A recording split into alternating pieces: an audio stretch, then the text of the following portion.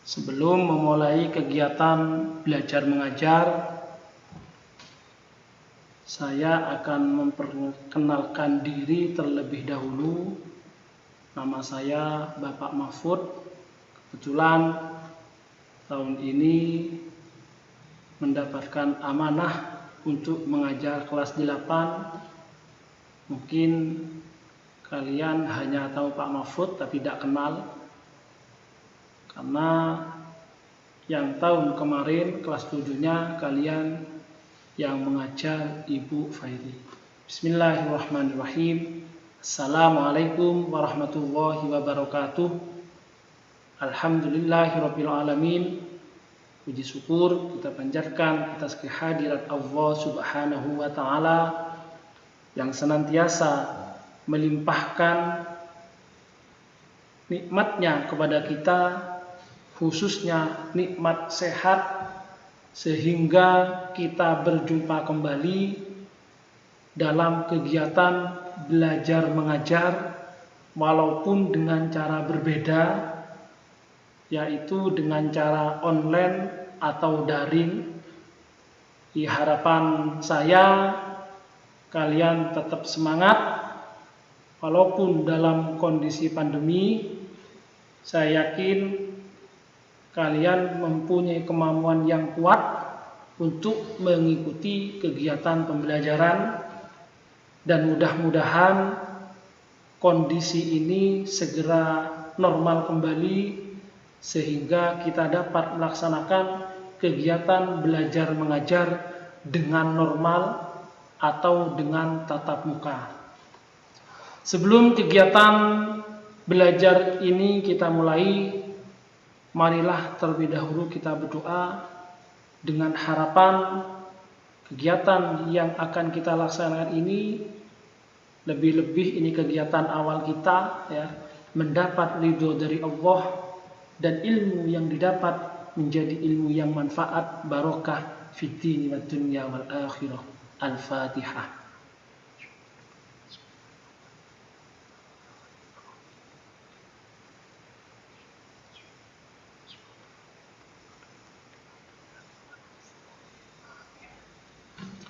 Sebelum Pak Mahfud membahas materi bab 1 tentang beriman kepada kitab-kitab Allah Subhanahu wa taala, Pak Mahfud akan mengulas sedikit tentang rukun iman. Ya, Pak Mahfud akan mengulas tentang rukun iman. Yang jelas kalian sudah tahu rukun iman itu jumlahnya ada berapa ya. Kalau tidak tahu ya lucu gitu aja sudah ya. Karena ini di taman kanak-kanak rukun iman ini juga dibahas ya.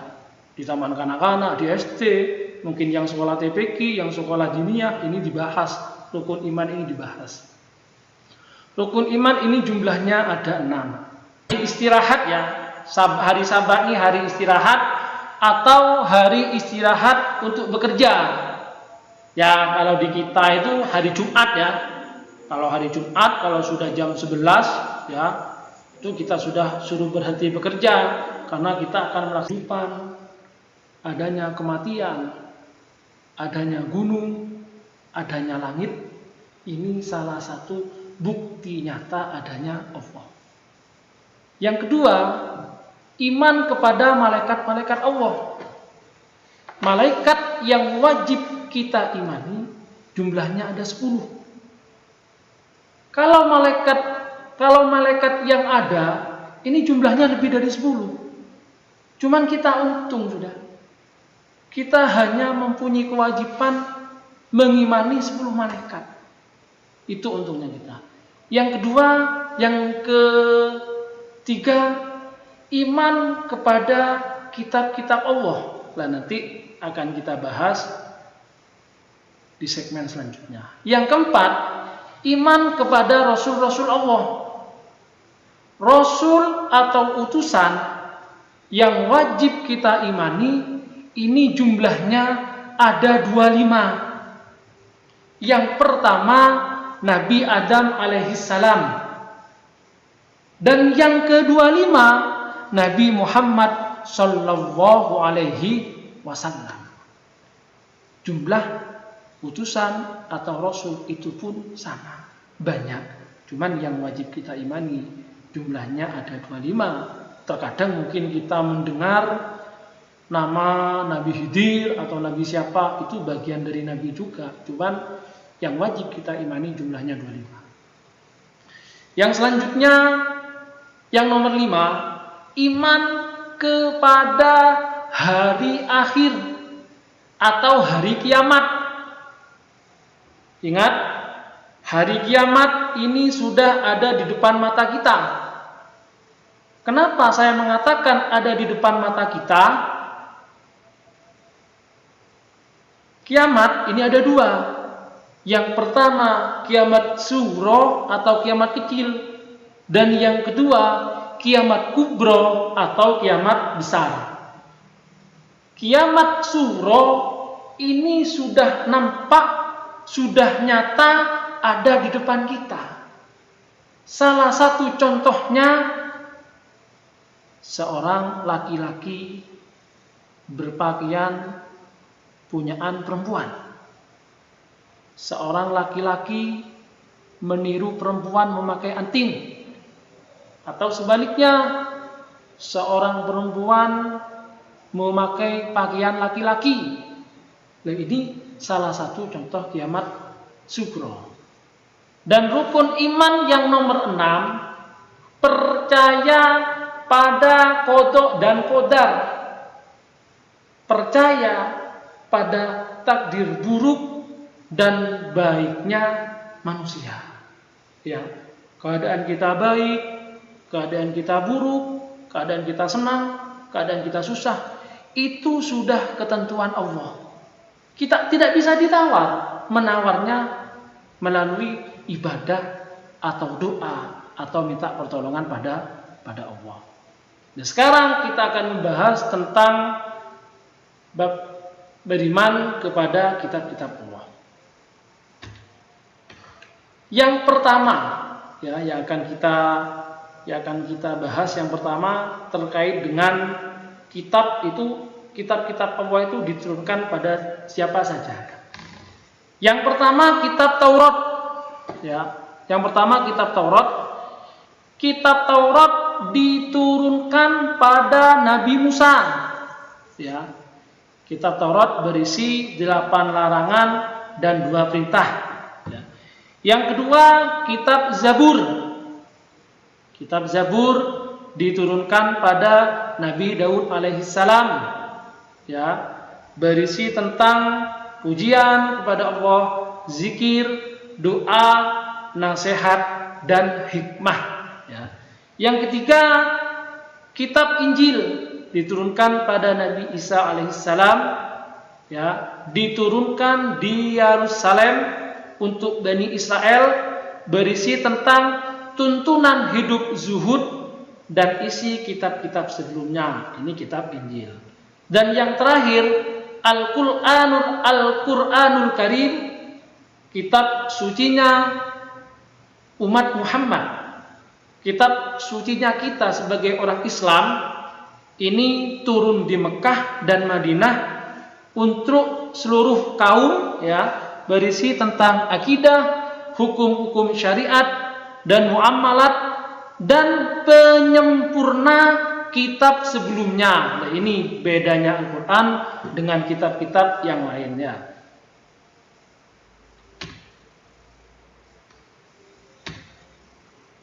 Sekarang terkait dengan pengertian iman kepada kitab-kitab Allah. Ya. Iman mempunyai arti percaya dengan sepenuh hati. Ya, percaya dengan sepenuh hati. Sedangkan iman kepada kitab-kitab Allah artinya mempercayai adanya kitab-kitab Allah Subhanahu wa taala. Ingat, perlu kalian perhatikan, setiap orang yang beriman kepada Allah wajib beriman kepada kitab-kitab Allah. Apabila kalian hanya percaya pada adanya Rasul, percaya pada adanya kiamat, tapi tidak percaya kepada kitab-kitab Allah, maka sampean tidak bisa dikatakan orang yang beriman. Karena kurang satu. Ya, karena kurang satu. Dan selanjutnya, tujuan diturunkannya kitab-kitab Allah agar manusia beribadah kepada Allah Subhanahu wa taala tanpa menyekutukannya dengan suatu apapun. Kita tidak boleh ya membanding-bandingkan Allah dengan hal-hal yang tidak pantas lah. Allah dibandingkan dengan batu. Ya tidak boleh. Itu termasuk menyekutukan Allah. Allah disamakan dengan patung misalkan. Itu tidak boleh. Ya. Allah disamakan dengan berhala. Itu tidak boleh ya. Ini sudah jelas. Tujuan turunnya kitab-kitab agar manusia beribadah kepada Allah. Sekarang yang pertama kitab Taurat. Ya. Kitab Taurat mempunyai kandungan yang pertama, jangan ada padamu ilah lain di kehadiratku. Berarti sudah jelas, berarti tidak ada Tuhan selain Allah. Ini juga diajarkan dalam kitab Taurat. Yang kedua, jangan membuat patung ukiran dan jangan pula menyembah patung karena aku Tuhan Allahmu. Sudah jelas, orang yang menyembah berhala, orang yang menyembah batu, itu sudah salah kaprah. Bukan hanya kitabnya orang Islam yang melarang, tapi kitab Taurat pun ini melarang. Yang ketiga, jangan menyebut Tuhan dengan sia-sia. Berarti ketika kita menyebut Tuhan itu tidak boleh sia-sia. Ketika kita beribadah tidak boleh sia-sia. Nah. Selanjutnya, ingatlah kamu akan hari Sabat supaya kamu sucikan dia. Hari Sabat ini hari istirahat ya. Hari Sabat ini hari istirahat atau hari istirahat untuk bekerja. Ya, kalau di kita itu hari Jumat ya. Kalau hari Jumat, kalau sudah jam 11 ya, itu kita sudah suruh berhenti bekerja karena kita akan melaksanakan sholat Jumat. Yang selanjutnya, berilah hormat kepada bapak ibumu. Jangan membunuh sesama manusia. Jangan membunuh sesama manusia. Ini sudah jelas. Larangan berbuat zina, larangan mencuri, larangan menjadi saksi palsu, larangan berkeinginan memiliki hak orang lain ya itu. Ini salah satu kandungan dari kitab Taurat. Sekarang yang nomor 2 kitab Zabur.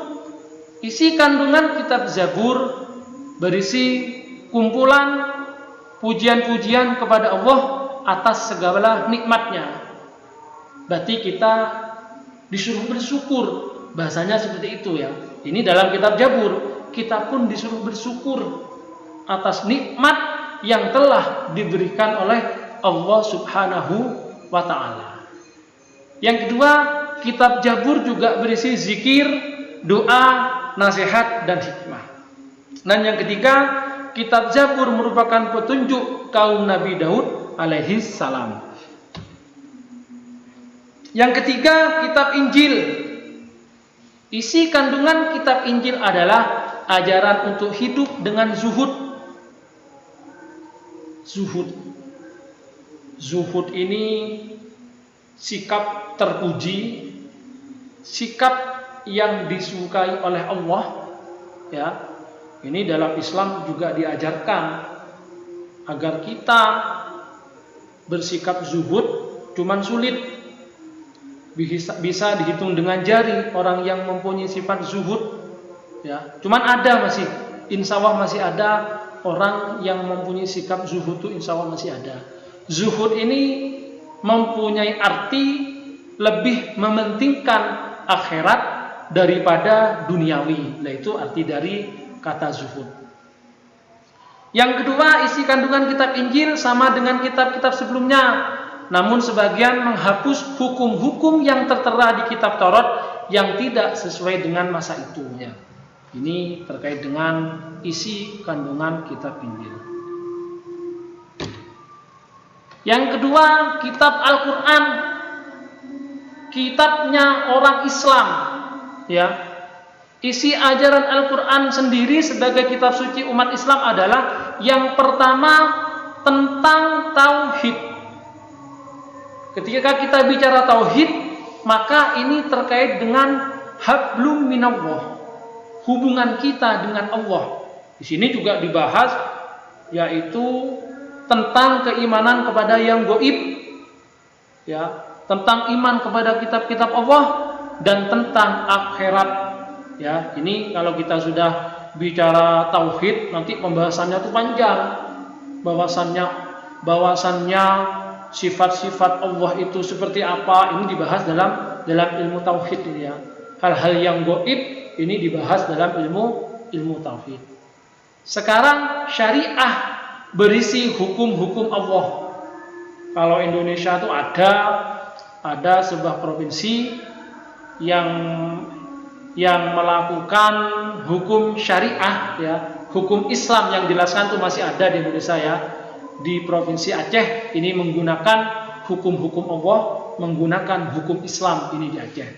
Sekarang yang selanjutnya akhlak, ya.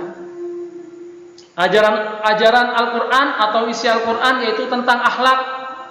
Bagaimana kita berbicara dengan orang yang lebih tua, bagaimana kita menghormati kedua orang tua kita, bagaimana kita menghormati orang yang ahli ilmu atau guru kita, ini juga dibahas dalam Al-Quran, ya. Yang kedua, membahas tentang ibadah, yakni tentang ketentuan tentang ketentuan hubungan manusia dengan Allah. Berarti kalau bicara tauhid, hablum minallah. Tapi kalau sudah terkait dengan hubungan manusia, ya, manusia dengan Allah, hablum minallah, ada hablum minan nas. Ini, ya. Yang kelima, tentang muamalah, yakni tentang ketentuan hubungan dalam kehidupan sosial. Bagaimana kita menghormati orang yang beda agama dengan kita. Itu dibahas di Al-Quran, dibahas tentang toleransi, ini dibahas oleh Al-Quran, dibahas.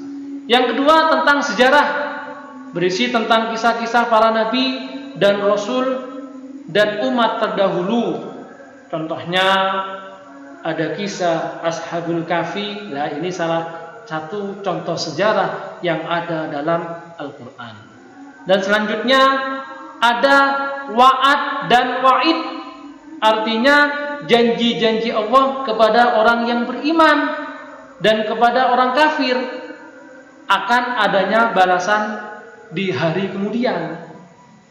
Kalau orang tidak sholat, maka akan mendapatkan ganjaran yang setimpal. Kalau orang yang sholat, orang yang beribadah, orang yang menjalankan perintah Allah dan menjauhi larangan Allah, dijamin surga. Nah, ini yang dikatakan wa'ad dan wa'id. Ya. Sekarang ini kok ada suhuf? Apakah suhuf ini kitab? Apakah suhuf ini kitab? Mungkin kalian pernah mendengar kata suhuf. Ya, di sini dijelaskan suhuf mempunyai arti kumpulan wahyu Allah yang masih dalam bentuk lembaran-lembaran terpisah. Intinya suhuf itu wahyu Allah yang masih berbentuk lembaran-lembaran. Ini yang dikatakan suhuf. Suhuf diberikan kepada Nabi dan Rasul Allah yang berisi hukum dasar sebagai pedoman untuk menyiarkan agama kepada umatnya. Suhuf diturunkan oleh Allah seperti kepada Nabi Ibrahim dan Nabi Musa alaihi salam, ya. Berarti selain mendapatkan kitab, Nabi Musa juga mendapatkan suhuf. Sekarang Nabi yang menerima suhuf siapa saja?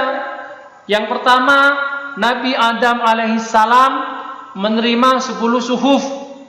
Ya, Nabi Ibrahim alaihi salam menerima 30 suhuf. Nabi Sidq alaihi salam menerima 50 suhuf.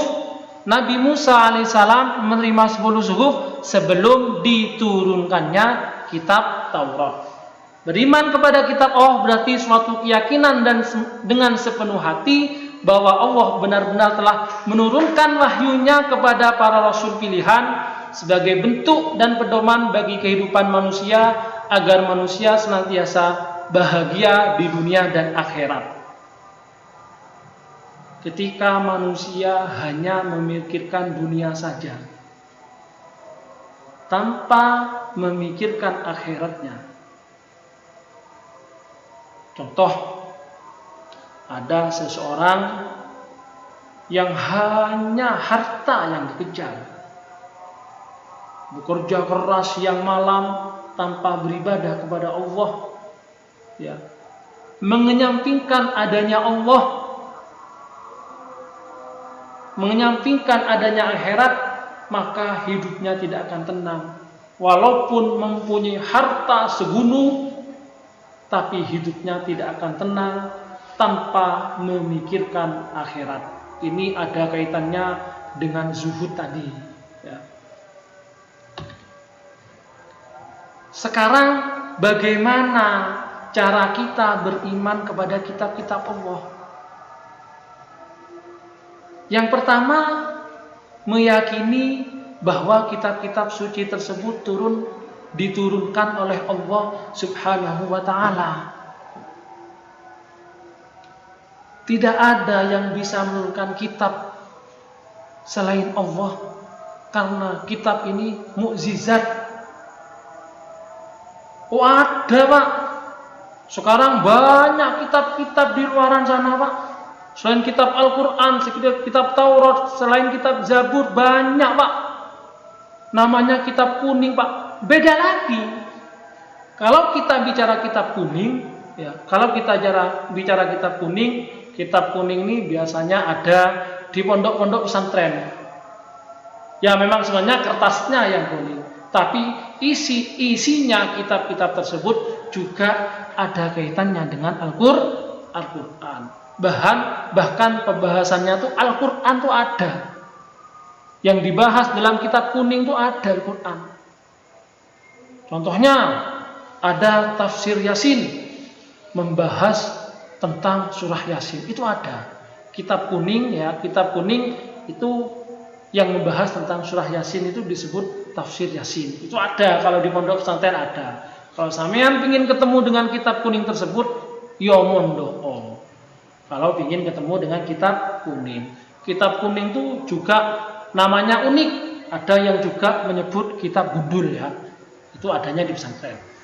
Yang kedua, beriman dan mempercayai nama-nama kitab suci yang kita ketahui.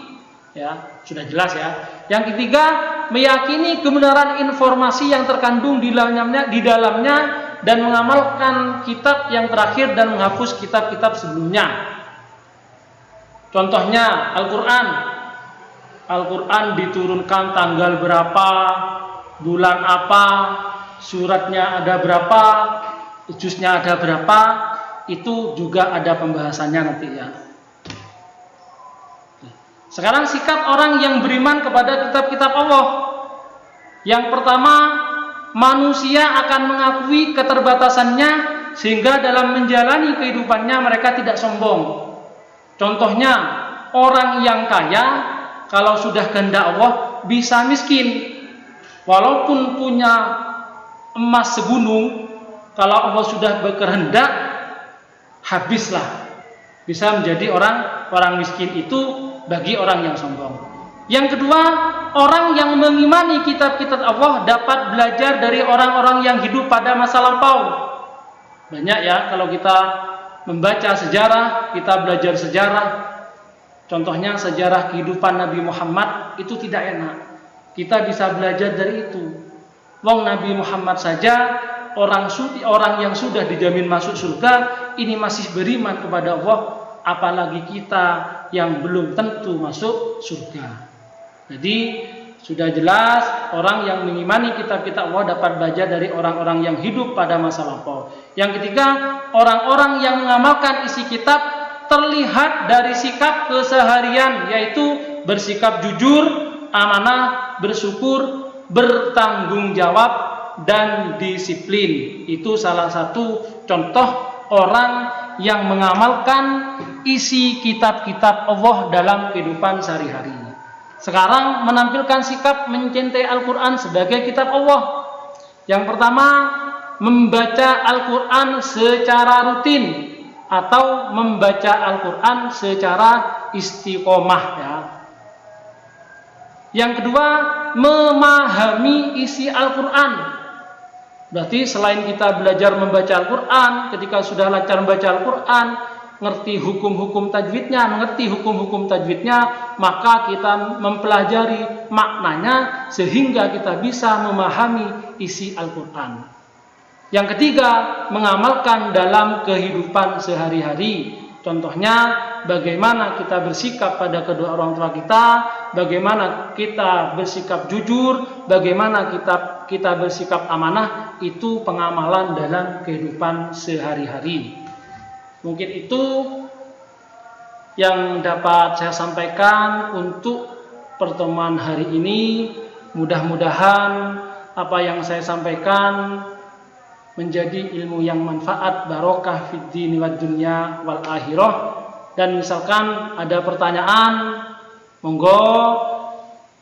Dan harapan saya, selain materi dari saya, harapan saya tolong membaca buku yang dari sekolah, terserah mau buku paket, buku modul, atau mau lihat di Google, silahkan. Yang penting samian mempunyai referensi selain pembelajaran dari saya. Sebelum saya akhiri, marilah kita berdoa. Mudah-mudahan kita terhindar dari penyakit, khususnya virus corona. Li khamsatun udfi biha harral wabail hatimah al-mustafa wal murtada wabnahuma wa fatimah li khamsatun udfi biha harral wabail hatimah al-mustafa wal murtada wabnahuma wa fatimah li khamsatun udfi biha harral wabail hatimah li khamsatun udfi biha harral wabail hatimah al-mustafa wal murtada wabnahuma wa fatimah al-mustafa wal murtada wabnahuma wa fatimah. Mungkin itu dari saya, kurang lebihnya mohon maaf. Wallahul muwaffiq ila aqwamit thoriq. Wassalamualaikum warahmatullahi wabarakatuh.